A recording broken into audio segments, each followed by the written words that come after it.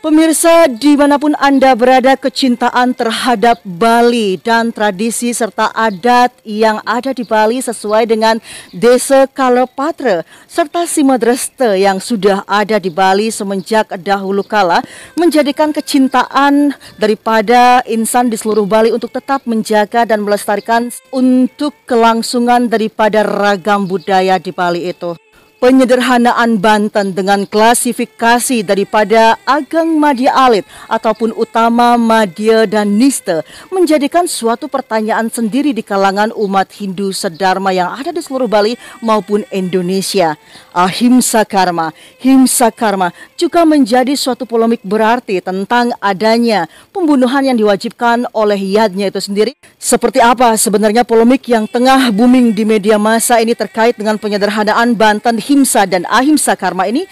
Saat ini saya berada di Padukuhan Sida Swasti, yakni Geria daripada Ida Dukuh Celagi, akan mengupas tuntas tentang penyederhanaan Banten dan juga Himsa Ahimsa Karma.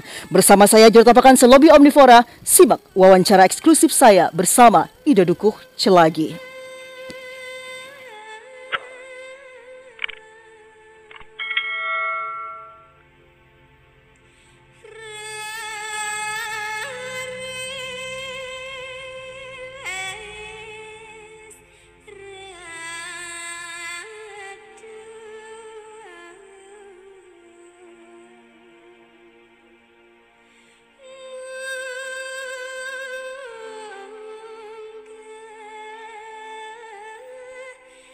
Baik pemirsa, dimanapun Anda berada, polemik dan konflik yang terjadi di sosial media tentang ranah upacara yagnya akibat kecintaan terhadap tradisi, adat budaya Bali yang memunculkan taksu daripada Bali itu sendiri terus bergulir di sosial media. Seperti apa sebenarnya konsep yagnya yang diwariskan oleh leluhur kita yang ada pada Plutuk ataupun Bisamo yang telah tersurat sebagai kekayaan daripada lokal jenius di Bali itu sendiri? Saat sekarang ini saya Jurutapakan Selobi Omnivora telah bersama Ida Naklingsir, Ida Dukuh Celagi yang akan mengupas tuntas terkait dengan penyelenggaraan yadnya dan yadnya yang seharusnya ataupun fakultatif terjadi di ranah Bali tercinta ini. Seperti apa wawancara eksklusif saya yang dikemas dalam bahasa Indonesia? Simak secara eksklusif. Om Swastiastu, Ida Naklingsir, Kang Yang ditambangan mangkin ngangge bahasa Indonesia riantukan jagi kesobiahang majang sinami patak jana utawi para jana ring sejebak jagat Bali lan Indonesia.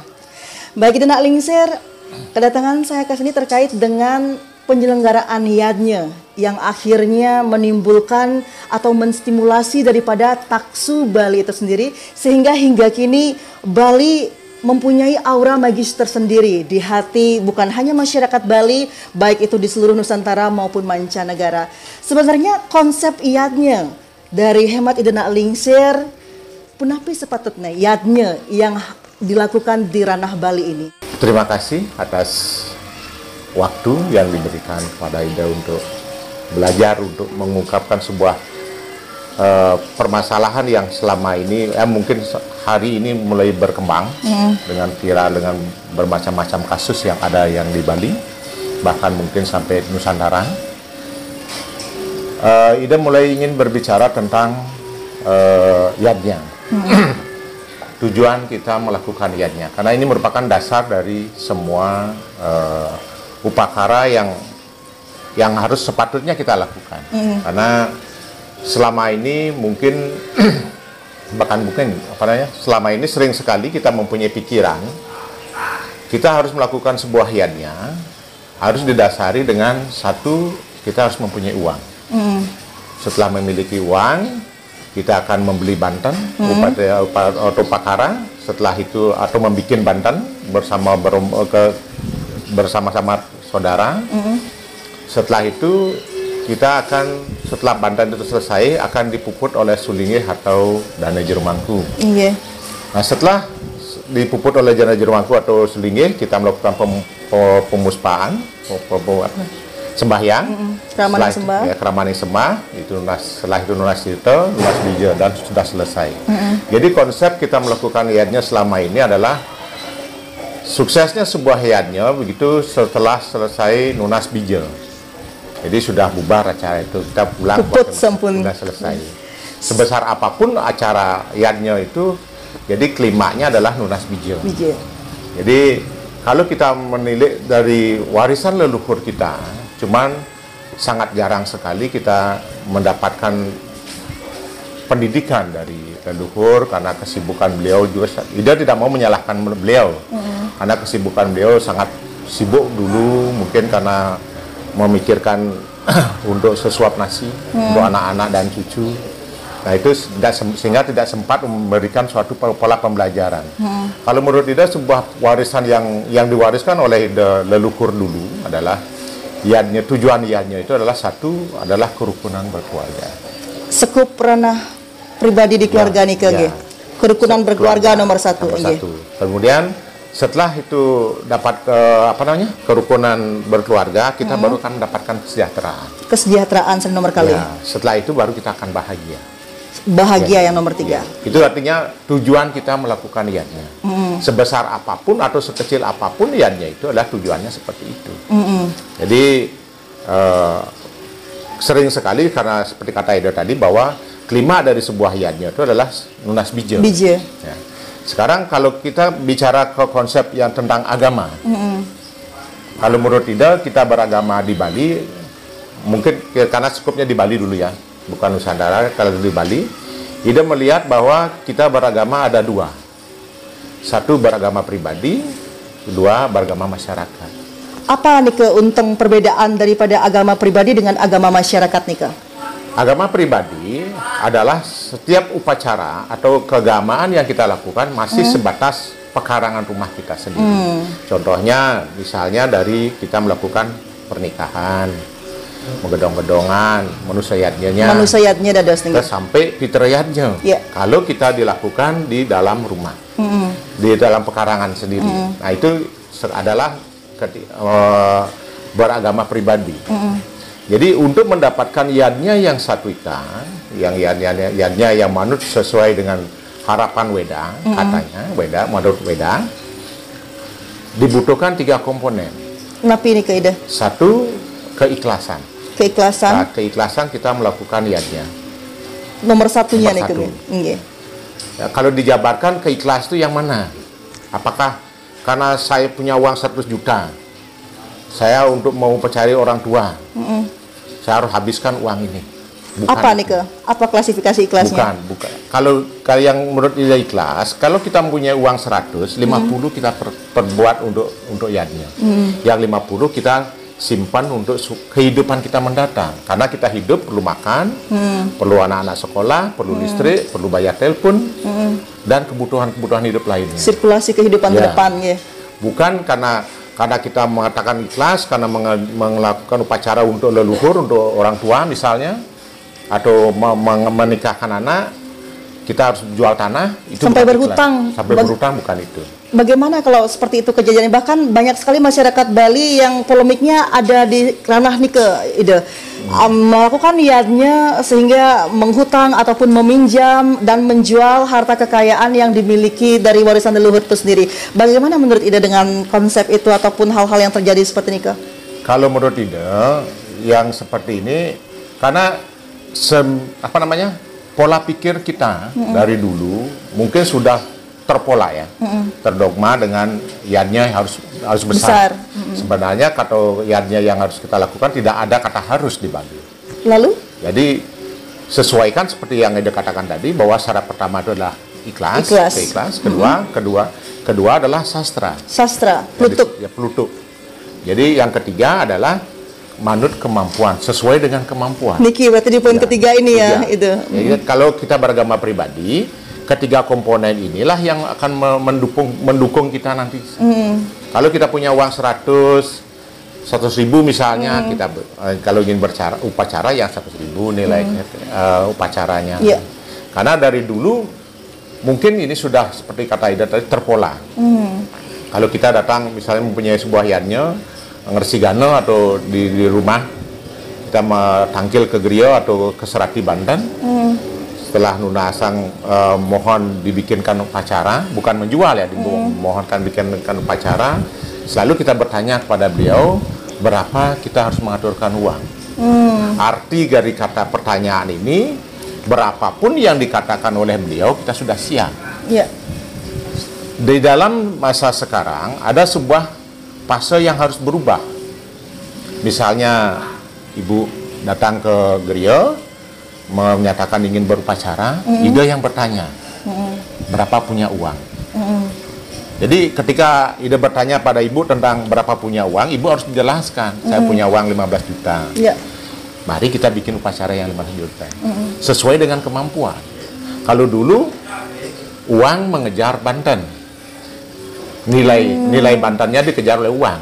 Sekarang berbalik, Bantennya yang mengejar uang. Apakah Nika karena gengsi daripada kemasyarakatan sendiri napi sehingga uang yang mengejar Banten terdahulunya, tidak seperti situasi sekarang yang Banten yang akhirnya mengikuti sesuai kemampuan. Apa yang menyebabkan perubahan Nika, Ratu? Karena satu pola pikir, pola kehidupan dari dulu mungkin sudah terdogma. Dari leluhur harus mayatnya leluhur harus begini, menggunakan pembangkit sekian. Padahal seperti kata Ida itu tidak ada kata harus. Dan sering sekali Ida pernah beberapa kali dalam apa namanya? Dharma Tulo sering mengatakan bahwa kita di Bali sering bangga hanya dengan casing. Kita bangga dengan hinu casingnya saja, tapi isinya tidak pernah kita tahu. Iya. Jadi sering sekali juga Nadisir melihat ketika orang berupacara, yang muncul adalah rasa ego. Karena kita tidak mampu, supaya kelihatan mampu, memaksakan diri berupacara. Pada akhirnya, setelah berupacara kita meninggalkan hutang, kita selalu menyalahkan agama. Iya, baik. Padahal dalam Plutuk ada klasifikasi daripada tingkatan iadnya itu sendiri. Nunas pemargi dari Ida ada utama, madya, dan nista. Kemudian dijabarkan menjadi 9 kembali. Bukankah itu bisa diaplikasikan dan digunakan oleh masyarakat? Apakah ada dari mereka yang nunas unsur terbawah nista untuk digunakan dalam penyelenggaraan iadnya selama niki Ida? Banyak yang mohon karena melihat situasi seperti ini. Pernah ini pengalaman di suatu desa, kalau mereka melaksanakan upacara pengabenan, kalau tidak punya uang 200 juta, nak berani ngaben. Terus Ida masuk. Punapi Ida menyikapi? Ida masuk dengan Dharma Tulo dulu sampai 3 kali. Akhirnya ada kematian di sana di desa ini. Terus mereka ingin melakukan pengaben yang seperti yang Ida ceritakan, yang Ida bicarakan. Salah satu dari peluduk pengaben itu Ida ambil Agni Pranawo. Itu ngabennya pakai tumpang solas. Ini sastra yang menyebutkan, ada aturan sastra. Dan mereka melakukan. Ternyata hanya dengan uang 10 juta mereka sudah bisa ngaben. Memargi. Sudah selesai. Dan sekarang sudah sering sekali Nadisir muput di desa tersebut. Berarti memang ada tipe-tipe yang sederhana yang bisa dipilih, namun mungkin mereka tidak mengetahuinya atau kadang-kadang tidak mau menggunakan ide sejauh pengamatan ide di lapangan ini. Umumnya ketakutan, karena selalu didogma oleh mungkin tetuanya atau sahabat atau kerabatnya. Jangan pakai ngaben seperti ini, nanti roh leluhurmu kan tidak diterima. Benar itu Ida. Apakah memang ada dengan pembiayaan ataupun upacara yang besar sehingga mendapatkan surga yang lebih indah ketimbang dengan melakukan yadnya yang kecil? Apa benar seperti itu? Seperti apa sesungguhnya yang terjadi, yang tersurat dari Plutuk sastra kita? Sebenarnya kan tidak. Yang menentukan itu kan karma kembali. Kalau karma kita baik, tidak perlu kok banyak upacaranya seperti itu. Dan ini hanya rasa ego aja yang muncul, dan ketakutan masyarakat yang ketakutan ketika melakukan iannya yang selalu didogma dengan ketakutan. Karena di sini dari dulu sih, kalau Ida sendiri merasakan bahwa kita tuh terlalu sering beragama ketakutan. Sekarang saatnya adalah semua umat harus belajar cerdas. Bagaimana kita menyikapi agama? Bagaimana juga Ida bisa menuntun mereka sehingga bisa melakukan kesederhanaan itu, padahal agama kita memang menyediakan hal-hal yang sederhana tapi takut mereka untuk melakukannya. Bagaimana Ida meyakinkan mereka agar tidak pernah takut menggunakan yang sederhana itu? Dibutuhkan sebuah perjuangan yang keras. Artinya begitu melangkah awal pasti ada cemooh. pasti. Tapi dalam konsep ini tidak ada penyederhanaan Banten ya. Tidak ada sesuai dengan Pluto. Karena ini bahasa yang sangat indah. Kita ditinggalkan sebuah warisan yang adiluhung oleh para leluhur, bahkan ribuan tahun. Dengan Pluto ini kita bisa melakukan iannya. Sekarang inilah fungsinya umat sekarang, terutama generasi muda, harus belajar cerdas. Ada sebuah desa, kalau mereka melakukan pernikahan di desa tersebut, bisa menghabiskan uang 700 juta hanya untuk pernikahan saja. Waduh. Dan itu kata harus. Lalu? Nah, inilah sulitnya sekarang. Mungkin mereka punya aturan dari bendesanya atau bagaimana. Nah, sekarang bagaimana sekarang membina generasi muda supaya betul-betul bisa menjadi orang yang beragama cerdas. Jangan salahkan, tapi cerdasnya ini tidak merubah tatanan. Tatanan jakti. Jadi kita sudah mempunyai budaya yang indah, warisan Pluto, sastra yang indah, dan itu tidak akan mungkin lapuk sepanjang zaman, bahkan ribuan tahun ke depan tidak pernah lapuk itu. Iya, baik Ide.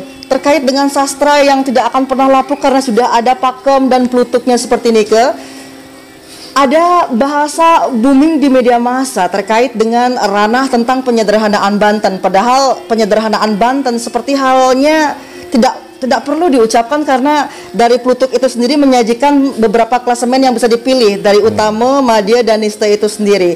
Bagaimana hemat Ide Naklingsir mendengar daripada kata penyederhanaan Banten itu agar masyarakat lebih jelas fokus untuk mencerna penyederhanaan Banten? Ada kembali kepada yang tadi, ini dalam konsep kalau bahasa penyederhanaan Banten itu terasa vulgar sekali. Kita merubah tatanan yang ada. Seperti harapan Ide, ketika seorang tokoh berbicara, atau tokoh agama, atau tokoh politik yang sangat bijaksana, marilah kita kembali kepada Pluto yang ada. Karena di dasar Pluto itu seperti kayak kata tadi, Ibu tadi, bahwa ada Niste, ada Madya, ada Utamanya. Jadi sama masing-masing itu dibagi 3. Jadi sesuaikan dengan kemampuan kita pada saat itu, kemampuan kita seperti apa. Lakukan dengan itu.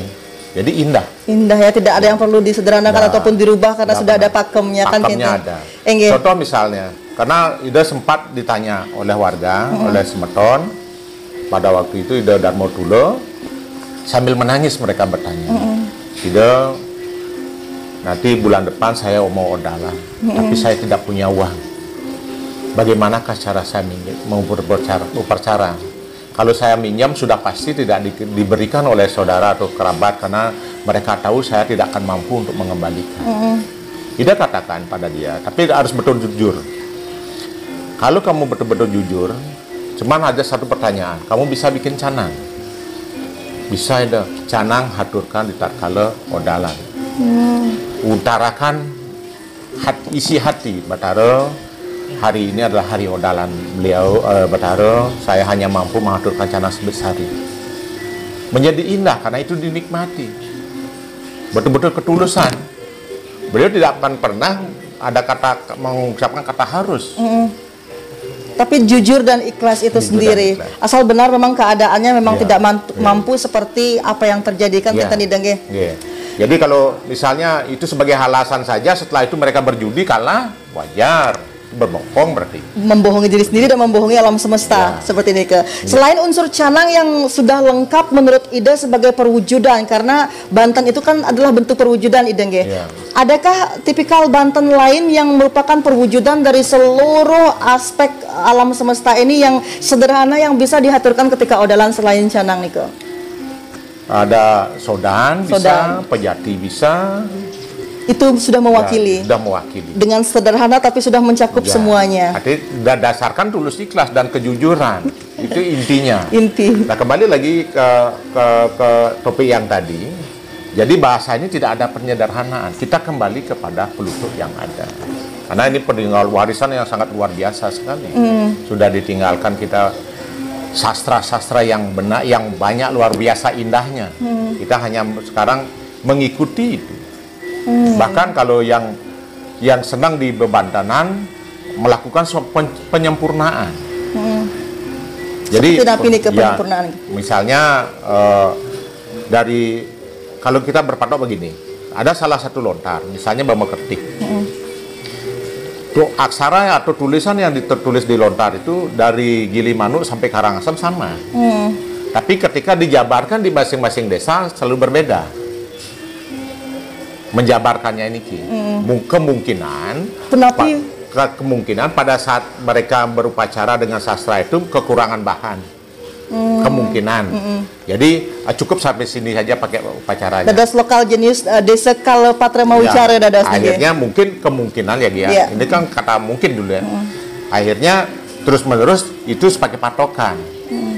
Padahal kalau dilihat tatanan dari lontar tersebut, di sastra tersebut ada kekurangannya. Kalau melaksanakan upacara yang besar, kalau yang kecil kan tidak seperti itu. Seperti yang dikatakan tadi, kalau kita melakukan upacara yang odalan, yang sederhana, yang paling kecil, kalau kita betul-betul tidak punya uang, hanya bisa mengaturkan canang. Karena canang itu sangat luar biasa.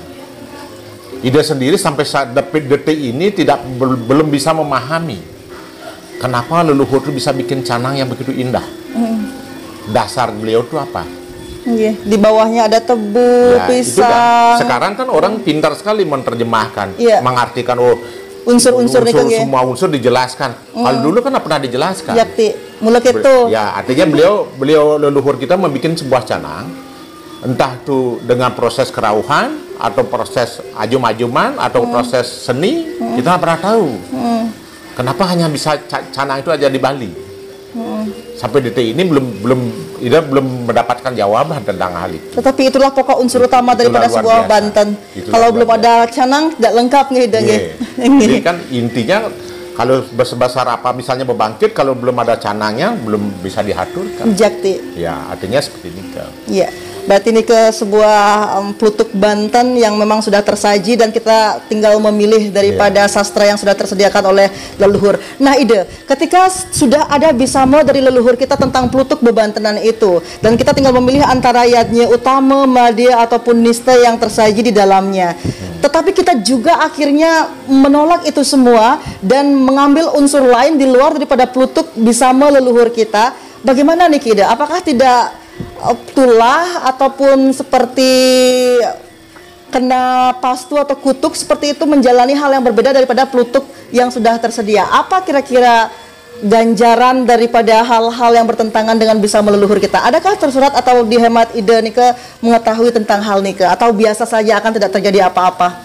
Jadi kembali kepada rasa.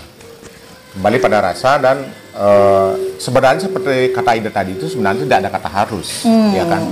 Artinya kalau mereka berani seperti itu, ya bertanggung jawab pada sendiri-sendiri. Pasti ada hukum sebab akibatnya. Kalau Ida mengatakan ada sebuah hukum, barangkali belum berani karena belum pernah melihat kejadian seperti itu. Misalnya karena salah mengaturkan sesuatu ditabrak. Nah, itu kan masalah perjalanan umur artinya. Fakultatif dan selain dharma yadnya ngeraga atau pribadi yang berkaitan dengan unsur ikhlas, sastra dan juga kemampuan Nika, ada unsur yadnya yang cakupannya lebih umum. Itu ketika itu kan dari beragama pribadi. Sekarang beragama masyarakat. Beragama masyarakat. Yang mana ada disebut beragama masyarakat ketika kita keluar dari pintu pagar rumah. Kita ada kayangan tiga, ada dadia, ada kawitan, ada kayangan jagat, ada bali banjar. Nah, di sini untuk mendapatkan yadnya yang satvika dibutuhkan juga 3 komponen. Satu keikhlasan, kedua sastra, yang ketiga kesepakatan. Paiguman. Ya, karena ini banyak kepala. Kalau pribadi kan 1 kepala. Betul. Artinya kita yang sesuai dengan kemampuan. Kalau banyak kepala, ada masyarakat ini dibutuhkan kesepakatan. Contoh misalnya di sebuah desa akan melakukan upacara besar di pura desa, pura dalam, pura desa. Setahun sebelum yadnya itu diadakan peparuma. Mungkin Kramo Banjar diharapkan mengeluarkan peturunan sama-sama 1 juta gitu misalnya.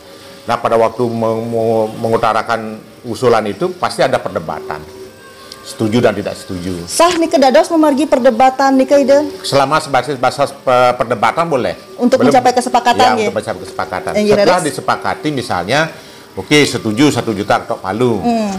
Kita sepakati bersama.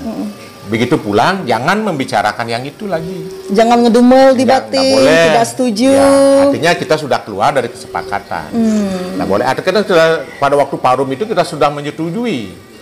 Jadi sangat indah ketika kita pulang dan artinya jangan mendongkel lagi. Nikmat, ikuti arus ini sehingga upacara itu menjadi indah dan ngayah sekepatut gitu ya. Ya. Nah, seumpama dalam proses yadnya itu terjadi paiguman, di paiguman ini kesepakat, tetapi di rumah membawa rasa yang tidak enak, akhirnya sepanjang perjalanan yadnya itu ada hal-hal yang unsur negatif ditimbulkan, apakah itu tidak baik untuk perkembangan yadnya itu sendiri dah? Sangat berpengaruh dalam niat. Dan risikonya seperti napi kira-kira sejauh pengamatan ide sudah napi wasana ngerajegang karyo di mana-mana nih. Itu apa namanya, masing-masing tempat berbeda. Masing-masing tempat berbeda. Mungkin kan karena ide mempunyai suatu pernah ditanamkan suatu ajaran oleh ide Nabi Analisir tentang keikhlasan. Misalnya kita melakukan niatnya, kalau kita betul-betul ikhlas, yang namanya ikhlas itu yang mana? Kesepakatan nih dalam beragama masyarakat ini.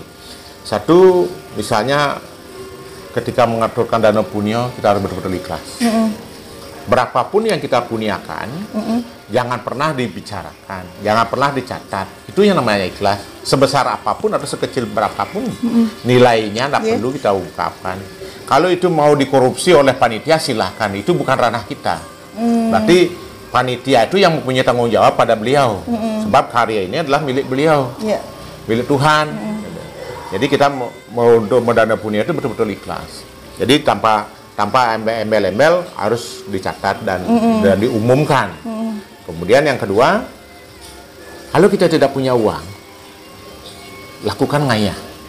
Dengan keikhlas. Ya, ngayah. Pada waktu melakukan ngayah niki, jangan pernah membicarakan orang lain jelek. Artinya kita menyambut karyanya Bathara dengan gembira. Kita harus selalu bergembira. Apalagi ingin ngayah ini ingin menghancurkan, pasti berefek sangat buruk. Upawasa ada 16 hari ke tengah sangat buruk. Karena apa nih? Kenapa? Karena itu mempunyai satu keyakinan kalau kita betul-betul ikhlas melakukan, misalnya berdana punya ikhlas, ngayah, begitu mendoakan, miaseng ya. Keyakinan itu ketika dimulai dari acara nancap taring, kalau kita ikhlas ya, sampai nginap di Bathara, misalnya 1 bulan yadnya itu berjalan. Setelah 1 bulan, yang terjadi adalah selama proses karya dari nancap taring sampai nginap di Bathara, kita membayar karma buruk kita. Pasti karma buruk kita akan terbayar lunas. Jadi setelah karya itu apa yang kita dapatkan? Karma baik. Dan kalau kita misalnya ngayah dengan kejahatan, ingin menghancurkan atau korupsi, mencari keuntungan di sana, apalagi ingin menggagalkan yadnya tersebut. Ide yakin sekali dari nancap taring sampai nginap di Bathara, kita